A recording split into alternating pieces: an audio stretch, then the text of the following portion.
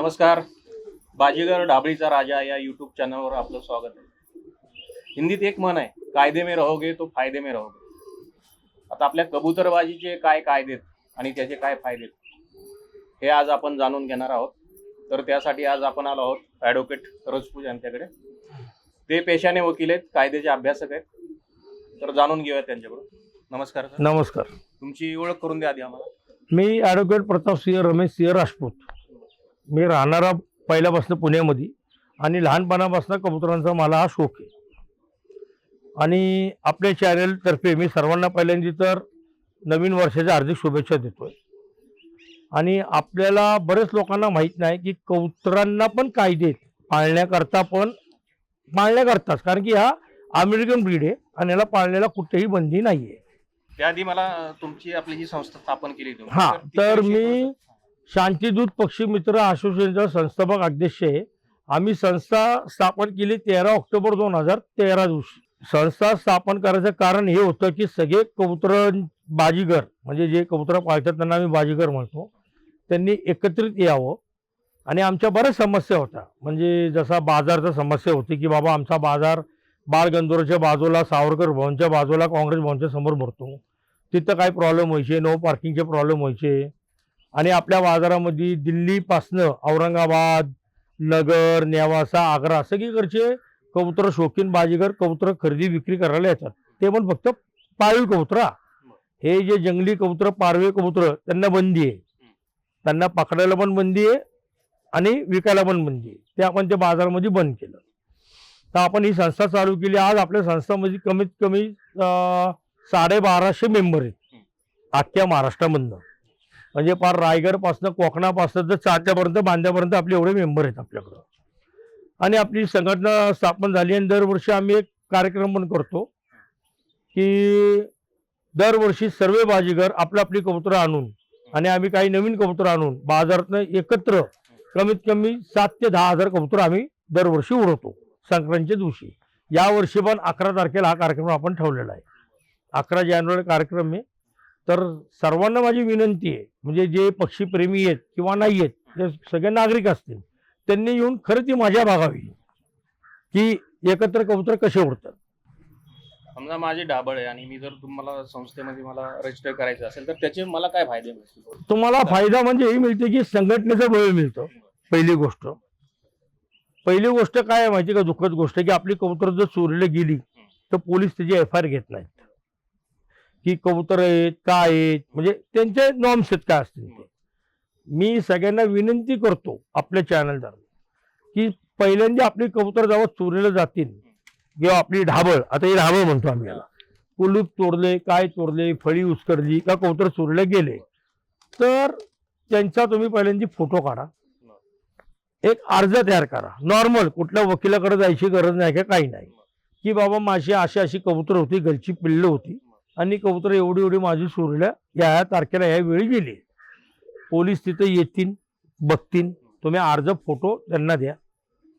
त्यांनी अर्ज नाही स्वीकारला, CP ऑफिसला द्या, SP ऑफिसला द्या, काही प्रॉब्लेम नाही आहे. पोलीस आपल्याला सहकार्य करायला कधी पण आहेत. एक अर्ज देण्याने काय होतं माहिती का, ठीक आहे आज माझी कबूतर कर्वेनगरमधनं चोरीला गेली आणि उद्या जर मला लोणावळा, तळेगावमध्ये मला ती कबूतर मिळाली, म्हणजे आसपासची एरिया घेतो मी, स्पेसिफिक म्हणजे बाजूला कुठे पण मिळाली, तर उद्या काय होतं, मी या पोलीस स्टेशनला जाऊन सांगू शकतो की साहेब माझी ही कबूतर आहेत, हे माझे फोटो आहेत, हे आहेत. तर पोलिसांचं आपल्याला संरक्षण मिळतं. बरेच लोक पोलीस लोक शक्यतो कंप्लेंट घेत नाहीत, पण मी म्हणतो अर्ज द्या ना, फक्त FIR जाऊन द्या. पण पोलीस लोक आपल्याला मदत करून ती सगळी कबूतर आपली घेऊन येते. समजा कंप्लेंट घेत नसतील तर एक वकील म्हणून तुमच्याकडे मी एक वकील म्हणून म्हणतो, पहिला अर्ज पोलीस स्टेशनला द्या, दुसरा अर्ज CP ऑफिसला द्या, बरोबर आहे. आणि तरी तुमचं त्यांनी कुठली कारवाई केली नाही तर माझ्याकडे या, मी कायदेशीर कोर्टातर्फे ऑर्डर घेऊन येईल. दुसरं गोष्ट म्हणजे आपल्यात पण बरीच फसवणूक होती, म्हणजे बाजीगर लोकांमध्ये आर्थिक याच्यावरती. तर त्याच्याविषयी आपण काय, आर्थिक म्हणजे कशी होती त्यांनी ते बघा. बघा, हा ते बघा, शेवटी जो कबूतर बाजीगर आहे, बाजार आहे. उद्या मी माझी कबूतर कर्वेनगर मध्ये विकायला नेली, मी सांगन बोरचे आहेत, बरोबर आहे. तो विश्वास ठेवायचं काम नाहीये. तुम्हाला तुमची कबुतरातली पारख पाहिजे आणि तो कबूतर तुम्ही घेऊन तुम्हाला कसा सांभाळायचा आहे कसा ठेवायचा तुमच्या हातात आहे. की तो भोरचा आहे म्हणून मी घेतला आणि तो कर्वेनगरचा निघला आणि तुझ्या घरी पळून आला, ह्याला काही अर्थ नाही. आपली पारख आपण आपली कबूतर जायची, कुठल्या पण ढाब्यावर जावा, आपल्याला पाहिजे नाही कबूतर त्याची हवा करून बघा, किंवा बाजारात जो घेतला तो आपल्या हिशोबाने घ्यायचा, आपल्या पारखीवरती घ्यायचा. समजा मला ढाबळ सुरू करायची तर ते लायसन लागतं असं म्हणतात, तर ते काय प्रकार आहे? नाही, बघा, तुम्ही तुमच्या स्वतःच्या गच्चीवरती किंवा स्वतःच्या जागेत कबुतरांमध्ये हे अमेरिकन ब्रीड आहे, हे जो मी आता कबूतर बाजूला बघताय, बरोबर आहे, हा पाळीव पक्षी आहे, ह्याला कुठेही बंदी नाहीये. माजी पंतप्रधान जवाहरलाल नेहरू पासनं ते आता आपले पंतप्रधान आहेत नरेंद्र मोदी पासनं सगळे शांतीदूत म्हणतात त्याला, की आपण शांतीचं प्रतीक म्हणून कबूतर सोडतो, बरोबर आहे. तर त्याला पाळायला कुठेही बंदी नाहीये. काय करतो आपण, ठीक आहे, इलिगल बांधकाम असेल का काय असेल, पण बारकं मी इथं राहत नाही, इथं माझी कबूतर राहतात, एक शेड करतो आपण, त्यात आपले आपले पक्षी असतात. हा, फक्त एवढंच माझं म्हणणं आहे सगळ्या बाजीगरांना की कोणाला, की कोणी कोणाच्या घरावरती कबूतर कुठं बसलं तर दगडी मारू नका, बरोबर आहे.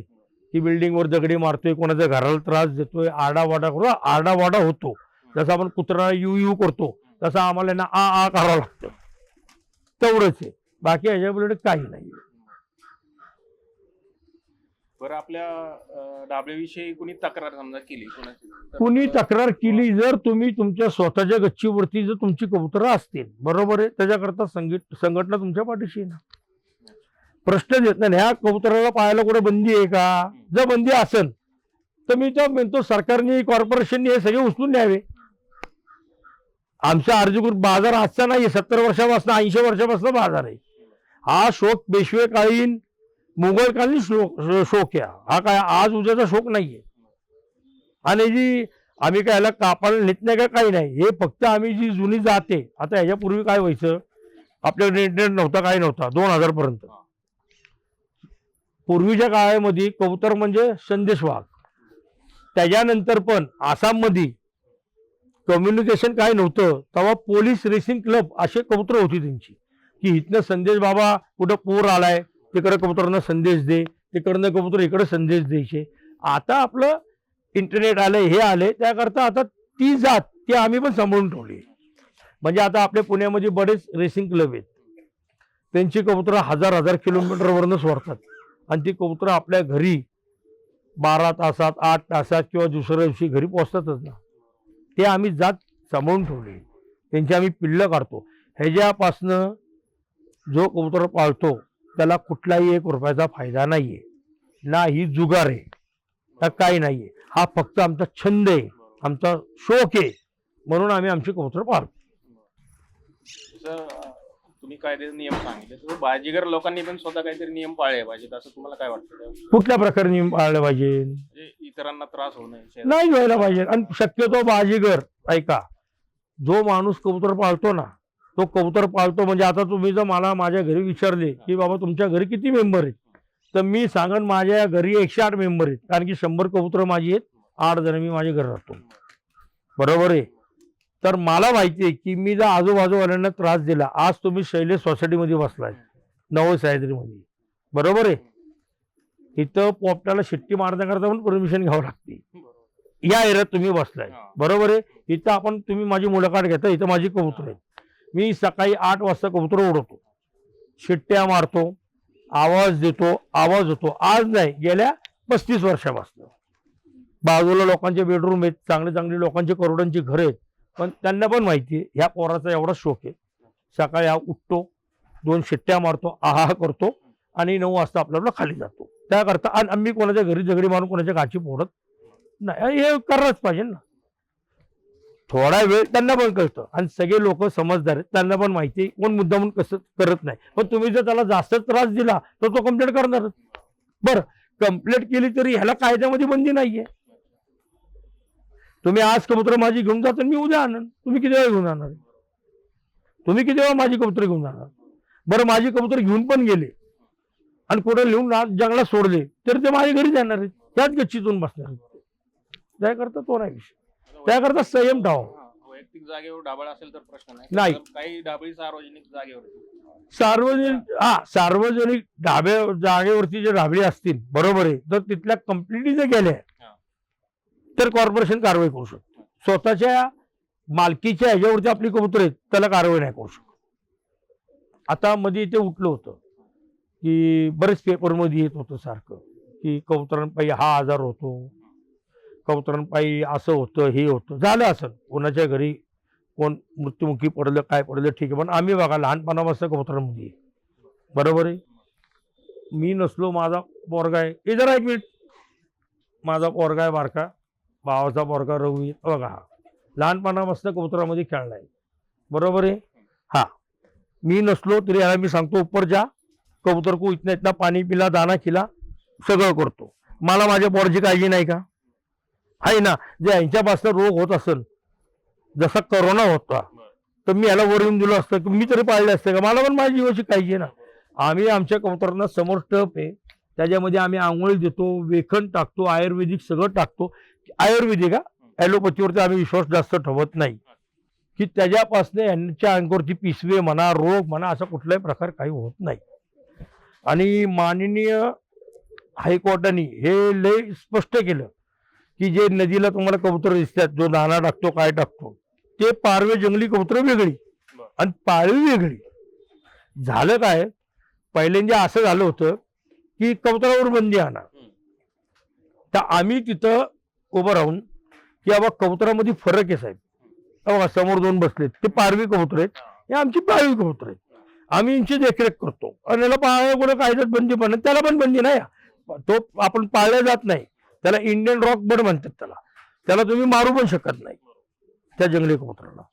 म्हणलं आमची कबुतर वेगळी आहेत, पारवे वेगळे आहेत. तर मग हायकोर्टाने एवढा उत्तम निर्णय दिला की पाळीव कबुतरावरती कुठलीही बंदी नाहीये, फक्त त्या कबुतरांना खाद्य टाकू नका, त्याच्यावरती बंदी. हे काय पोलीस किंवा प्रशासन आपल्याकडे कुणाच्या तक्रारून आले की बंद करून टाका, तर त्यावेळेस काय?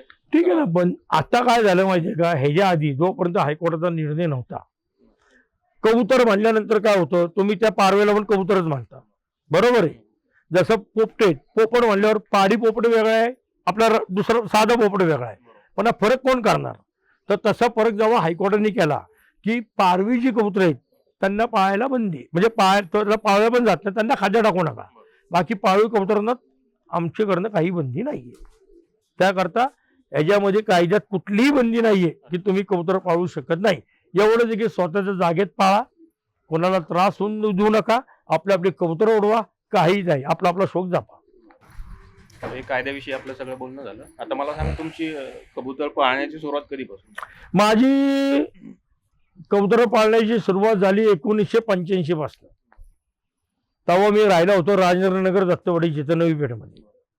तिथनं मी कबुतरबाजी म्हणजे दुसऱ्यांच्या ढाबीवर जा बघा. त्यावेळी काय व्हायचं माहितीये का, आनंदाची गोष्ट म्हणजे सांगायची म्हणजे काय, ठीक आहे, कबूतर शौक हा लय वाईट मानला जात होता.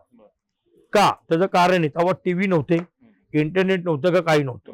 एकच छंद की कबुतरच्या ढाब्यावर माणूस जाऊन बसला म्हणजे आमची शाळा सुटली म्हणजे ठीक आहे, आम्ही नंतर शिक्षण केलं, पण काय व्हायचं, सगळीकडे कबुतर उडायची, सगळा चर्चे कबुतरांचा, दप्तर घेऊन जा, कुठल्या पण ढाब्यावर बस.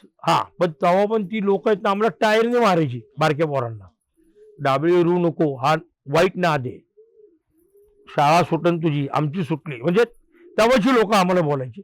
आम्ही आपल्या कडेला बघ, लढत झाली इकडं तिकडं, कारण की काय व्हायचं, लहानपणी डोक्यात तेच, धुंदा गेला, याचा बाबरा धरला, याचा शेराजी आला, म्हणजे त्याच गोष्टी होत्या. काळ बदलत गेला, बरोबर आहे. आत्ताच्या काळामध्ये आता माझी पोर आहेत, 3 पोर आहेत मला, राजवीर, रणवीर, रघुवीर, बरोबर आहे. लहानपणापासून कबुतरबाजीमध्ये आहे, मी त्यांना कधी अडवलं नाही. पण जेवढा येडा मी झालतो माझ्या काळात कबुतरांकरता, मी जेवढा घरी मार खाल्ला, भांडणं, तेव्हा भांडण्याचं फार, एक कबूतर धरलं की मटर पाडायचे, एवढे भांडणं व्हायची. तो काळ गेला, 2000 पर्यंत तो काळ होता, तो गेला.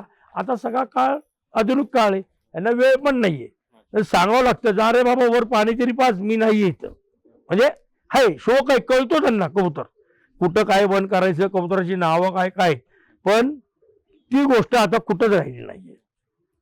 आता कबूतर एक शौक आहे, पण मी तर म्हणून मला आवडतं, माझ्या पोरांना कबुतराचा नाद आहे ना, हे मला अभिमानाची गोष्ट आहे. का पोरं बाहेर भटकत नाहीत, वाईट व्यसनाला लागत नाहीत, बरोबर आहे. बरं माझा पोरगा सकाळपासून कुठं पण गेला किंवा नाईट आउटला गेला तरी सकाळी तो कबूतर 9 वाजता सोडणार, 8 वाजता. कुठं बाहेर गेला तरी संध्याकाळी 6 वाजता पाणी पाजायला त्यांना गच्चीमध्ये येणारच. हा मला आनंद आहे. पण तेवढा कंट्रोल ह्या त्या नाद पाहिजे तो घरी तरी येतोय. आता आजकालची मुलं कुठं जाऊन काय करतील याचा नियम नाही. त्याकरता त्या माझ्या काळातले जे पक्षी होते आणि आता काय फरक पडला का? लय फरक पडला. त्या काळामध्ये कसं व्हायचं माहितीये का, प्रत्येक ढाबळीवरती जोडे असायचे, आपले खानदानी जोडे, त्यांची पठ्ठी निघायची आणि ते पठ्ठे म्हणजे गॅरेंटेड हा पट्टा लढणारच. आता काय झालंय, त्यावेळी ढाबळीवरती कमीत कमी 5-6 जण, 10 जण, 20 जण, 25 जण, 50 जण असायचे सांभाळायला. की हवा केली तरी कोणतरी दाणा पाणी टाकायला आहे, धान्य स्वस्त होतं, कबूतर स्वस्त होती सगळं. आज कबुतरांची किमती काय झाल्यात, आज 500 रुपयापासून 5 लाखापर्यंत किमती झाल्यात कबुतरांच्या. हा, धान्य एवढं महाग झालंय. बरं त्याच्यामध्ये सगळ्यांना आपले कामधंदे झालेत. त्याकरता त्या कबुतरांना पाणी पाजल्याला मला ते 4-7 वर्षाच्या पोराला वर पाठवावं लागते. म्हणजे अशी परिस्थिती आली. त्यावेळी सकाळी जावा किंवा संध्याकाळी जावा, भरपूर लोक असे बसलेले असायचे की बाबा धान्य केले, मी पाणी केले, कबूतर जोडे सोडले, मोकळे केलं. आता ते राहिलं नाही ना, कारण की त्या जाती आहेत ना आता लुप्त होत चालल्यात. त्याच्यामध्ये क्रॉस ब्रीड झाल्यामुळे ते क्रॉस ब्रीड म्हणजे आजकाल काय झालंय, मी ह्याला कबूतर पकडलं, एक उदाहरण देतो. ह्याचा शेराजी पकडला, अरे ते शेराजीचं वय काय, त्याचं वय काय, तो आत्ताशी यंग शेराजी आहे. लगेच त्याचे पंख कापा, त्याला बच्चावर टाका, त्याला माझी कुठली आणतोय तू, ती जात कुठली आहे. बहीण भावाचे जोडे लावू नको, आई बापांचे जोडे लावू नको. जोडे लावायचे तर ती खानदान बाहेरची पाहिजे जशी माणसामध्ये असती. तुम्ही आपल्या घेताय, त्याला धरले काढले पट्टे, त्याचे पट्टे तरी काय निघणार, तो काय पोचणार, त्याला त्याचं वय काय, हे अशा गोष्टी होत गेल्यात. त्याकरता आपली जी खानदानी खाण होती ती संपत गेली. त्या काळातली ओरिजिनल ब्रीड काय आहे आहेत ना अजून, आहेत ना. बघा तुम्हाला दाखवला ना मी तो कल्पोट्या, तो आता मी जो 22 वर्षाचा दाखवला, हा दाखवला लोकांना चिर्रा बिर्रा, अजून का नाही त्याचा पट्टा काय मार खाईल. ते पिल्लू आहे ना, पिल्लू जेव्हा ते त्याच्या कप्प्यातनं खन्नीतनं खाली येईल ना पहिल्यांदी, तेव्हा ते 20 कप्प्यांमध्ये आपल्या कप्प्यातच जाईल. ही त्याची खाण, त्याची ओळख. एकदा त्याने गच्चीत फिरून बसला, आज पण असेच खाणे ना बरेच जणांकडे की बारकं पिल्लू उडून बसलं आपल्या जागेवरती, बाहेर कुठं पण न्या तुम्ही त्याला, ते उडून तुमच्या घरी जाणार. हाय अशी नसल आहे आता? हाय हाय हाय हाय अजून आहे, अजून आहे. बरेच जणांनी झोपली आहेत, बरेच जणांकडे आहेत. पण जरा माझं म्हणणं फक्त यंग पोरण करताय की बाबा कुणाचं कबूतर धरले खुन्नसवाल्याचं, पहिलं बघा ते 4 वर्ष त्याचं जर लढतीचं असन, चांगलं बच्चं काढण्याच्या लायकीचं असन, खांद्याने असेल तर बच्चावर टाकावं, आता टाकू नका. एखादं यंग त्याचं पट्टे धरले, त्याचे पंख कापायचे, मग त्याला मोठा करून त्याचे पट्टे काढायचे, नाही उपयोग नाही त्याचा. तो कबूतरचं पण आयुष्य संपलं आणि त्याच्या पिल्लांचं पण संपलं. पूर्वीच्या काळी असं होतं का की एकमेकांचे धरून जोडा टाकायचे? हा अहो, पूर्वीच्या टायमाला एक कबूतर धरणं म्हणजे, आता मी नदीची बाजू सांगतो, आमची सांगतो की ज्याचं कबूतर की हे कधी बसणार नाही कुठं, तसं जर कबूतर धरलं तरच त्याला बच्चावर टाकायचे. नाहीतर ते कबूतर आपल्या कुठेतरी बाहेरगावी द्यायचे, भोरवाई साताऱ्याला, की तो तिथं लढत करण, तिथं काम करण. पण आता आजकाल काय झालं, कोणाचं कलर धरलं की मार त्याला कातरी, टाक बच्चावर, काय उपयोग आहे. ते पूर्वीच्या काळी एक प्रसिद्ध बाजीगर होते धनगर, त्यांचं आडनाव होतं दत्तोबा धनगर. दत्तोबा धनगर. तर त्यांच्याविषयी मी भरपूर ऐकलंय. तर त्यांचं काय वैशिष्ट्य होतं? त्या माणसानी एवढ्या भाज्या केल्या आणि एवढ्या ठिकाणी गेलेत आणि सगळीकडं, म्हणजे त्यांचं कबूतर आहेत ना, त्यांची कबूतर म्हणजे रिमोट कंट्रोल. जशी आपण रिमोटवरची गाडी चालवतो ना, बस बस उठ उठ, त्यांच्याकडे जे औषधं होती, त्यांचं टेक्निक, त्यांची हाततुटी जी कबुतरांची होती, असं नाही की त्यांची कबूतर पडत नव्हती, लोक पण धरत होते, बरोबर आहे. त्यांच्या जोडीचे बाजीगर पण भरपूर जण होते, ज्योतिबा होते, समोर ते बरेच जण होते. पण प्रॉब्लेम हे काय झालं, ते शेवट तो माणूस काहीतरी माझ्या अंदाजाने 99 वर्षापर्यंत जगले वाटते. फार भिंगाचा असा मोठा चष्मा होता. बरोबर आहे. म्हणजे पुरंदरे साहेब पण त्यांच्याकडे शिकले असतील. म्हणजे पुरंदरे साहेबांना तर आम्ही भीष्म पितामह म्हणतोच, पण ते भीष्म पितामहाच्या वर ते व्यास ऋषीच होते असं समजू आपण. त्यांची बाजी होती. त्यांचं नाव म्हणजे एवढं होतं की आणि पारक होते त्या माणसाला कबुतरात. आणि तो माणूस दिवसभर कबुतरांमध्ये, म्हणजे असं नाही की 4 पोरे तुम्ही खुर्ची टाकून बसलेत हे नाही. ते स्वतःच कबुतरांचं धान्य पाणी करणार, स्वतःच हवा करणार, स्वतःच बंद करणार. आणि धान्यामध्ये कोणी जर चुकून हात पण टाकला तो मेला. धान्य पाणी जो माणूस शेवटपर्यंत करतो ना कबुतरबाजीमध्ये. कबुतरबाजी म्हणजे अशी नाहीये तुम्ही 10 जण बसले तिथं कबुतर उडतात, तुम्ही 4 शिट्ट्या मारल्या.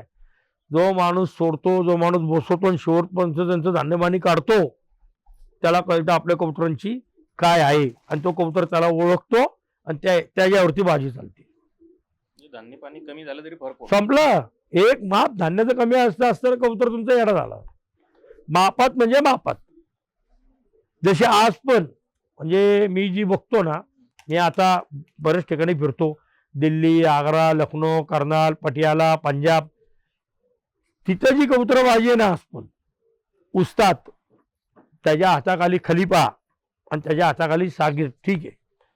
पण त्यांची जी बाजी असती ती आज पण एवढी कंट्रोलमध्ये बाजी आहे ना, जशी पुण्यात आपली होती. बघा पुणे कुठल्या गोष्टीत कमी नाहीये. आज मी तिथल्या पण बाजा बघितल्या ना, ठीक आहे. पुण्याचं एक विशेषतेचं काय माहिती आहे का, पुण्यामध्ये आपण मादी लढतीमध्ये हाकलत नाही, आपण फक्त नर हाकलतो. दिल्ली, आग्रामध्ये काय आहे, मादी नर मिक्स करून हाकलतात. आपल्या इथं नाही. आपल्यापासून कधीपासून नियम आहे? पहिल्यापासून. म्हणजे आम्ही जेव्हापासून बाजी शिकलोय, आज माझं वय 53 आहे. लहानपणापासून जी बाजी मी शिकलोय त्यापासून आम्ही नरच उडवतो, मादी उडवत नाही. काय कारण? पहिल्यापासून की कसं आहे माहिती का, लढायला आपल्या इथं कोण जायचं, पुरुष मंडळीच जायची ना. आहे बऱ्याच महाराण्या असतील, कोण असतील, त्यांनी राज्य केले, ठीक आहे. पण लढायला बाकी बाईचं काम काय, घरी बस. बरोबर आहे. आज पण जर तुम्हाला आता ठीक आहे, आता आपलं वुमन्स वर्ल्ड झालंय ते गोष्ट वेगळी आहे. पण कबुतरबाजीमध्ये आज पण आम्ही फक्त नर उडवतो, मादी हाकलत नाही. हा, पट्ट्यांच्या सीझनमध्ये जून जुलैमध्ये जेव्हा आपण बारकी पिल्ले उडवतो त्यात कुठले नर निघतील मादी निघतील त्याच्यामध्ये विषय सोडून द्या. पण जेव्हा सीझन चालू होतो ऑक्टोबर महिन्यापासून दसऱ्यानंतर, त्या सगळ्यांच्या परामध्ये नरच असतो, याचा अभिमान आहे मला. तुम्ही जे दत्तोबा धनगरांविषयी सांगितलं, तर त्यांच्याकडे जे नॉलेज ज्ञान होतं, तर ते आता ते नॉलेज नाही.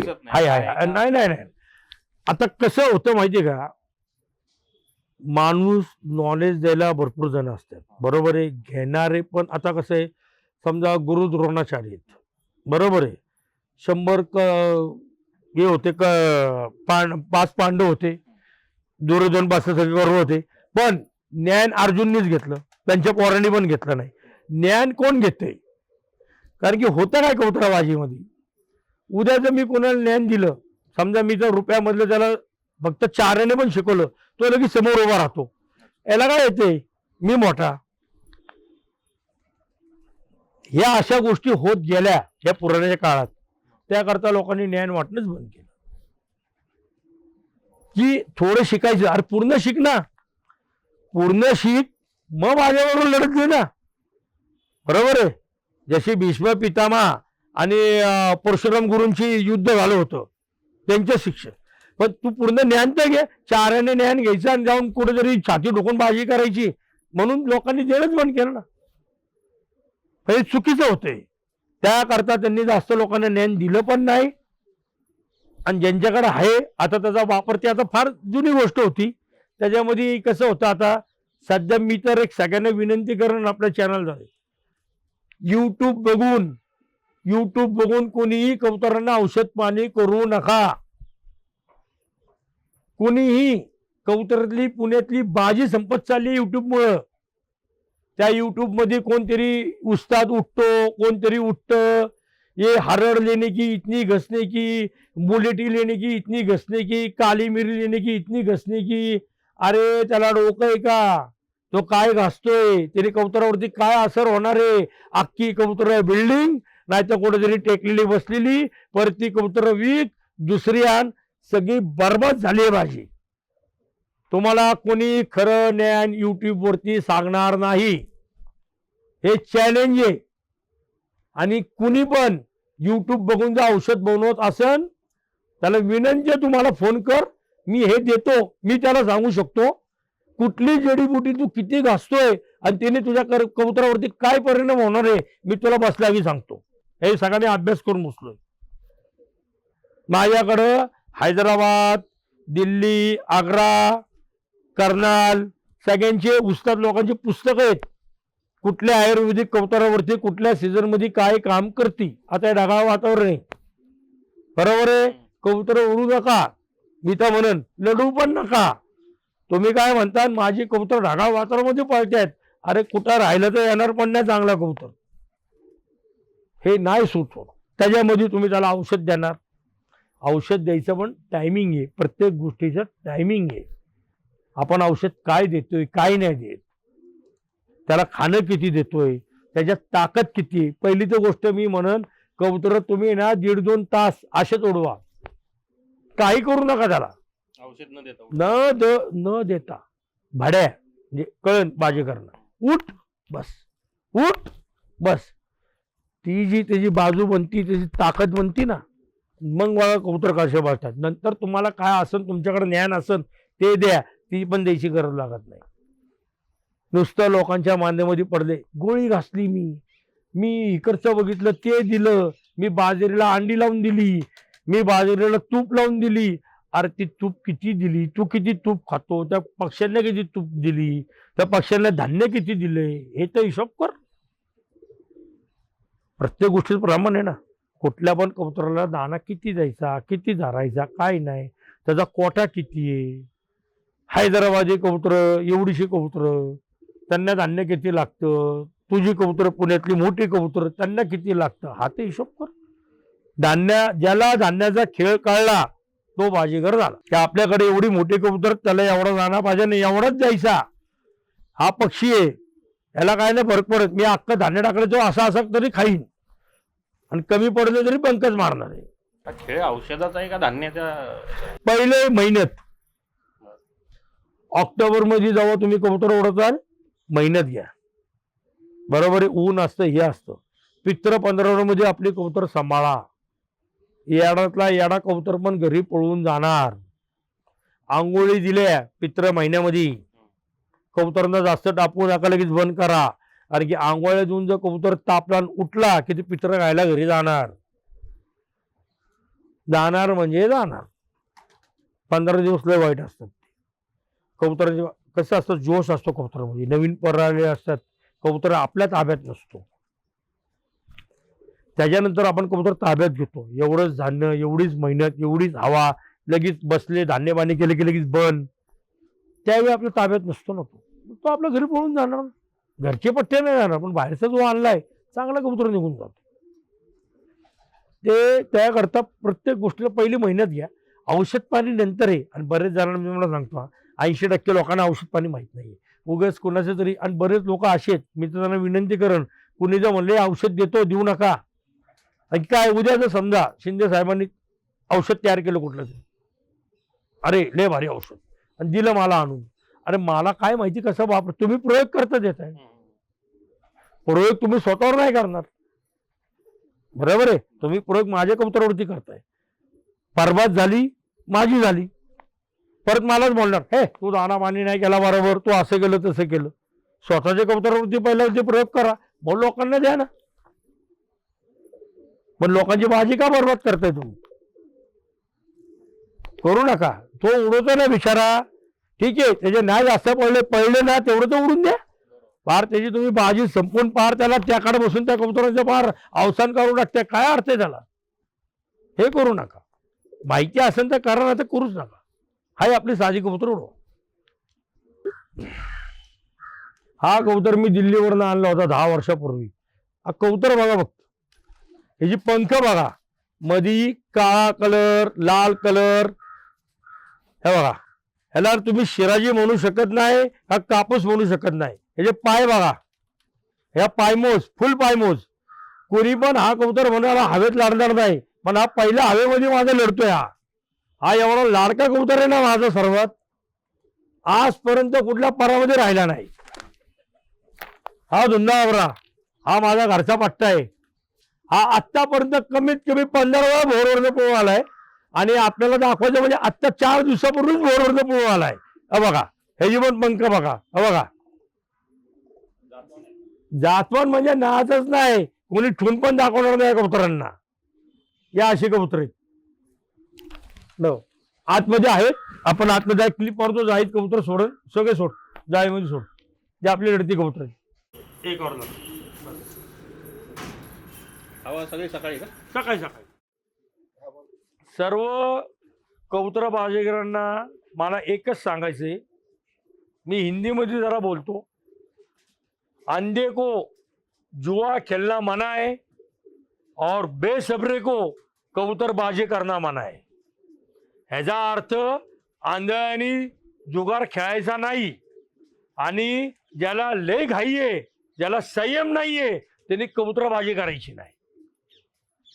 हे ज्या गोष्टी तुम्हाला कळल्या तर तुम्ही बाजीगर होऊ शकता. उगाचच मी आज खेळ आणला, ले लढताय, 4 माझ्या लावले, धान्यात वडले आणि कबूतर सोडले आणि एका दिवसात उठून बसले, ठीक आहे, 2 दिवस बसतील. तिसऱ्या दिवशी 4 दाणे मिळाले, तो त्याचं घर बघन. घरदार विकून कबूतरबाजी करू नका. आणा कबूतर, आणा, त्याला जरा संयम द्या. त्याला जेवढं तुम्ही रोखतान तर तुमची कबूतरबाजी सक्सेस होईल. हे मी माझ्या 40 वर्षातल्या कबूतरबाजीमधला निशोड सांगतोय. मी पण तुमच्यासारखाच आहे. आज आणले की उद्या उडो, परवा लढो, पण ठीक आहे, त्याला टेक्निक आहे, पण तसं करू नका. परत सांगतो, अंधे को जुआ खेलना मना है, बेसब्री को कबूतरबाजी करना मना है. बस. आणि आपल्या कबूतरबाजीमध्ये एकच आहे, पैसा गेला पण नादच केला.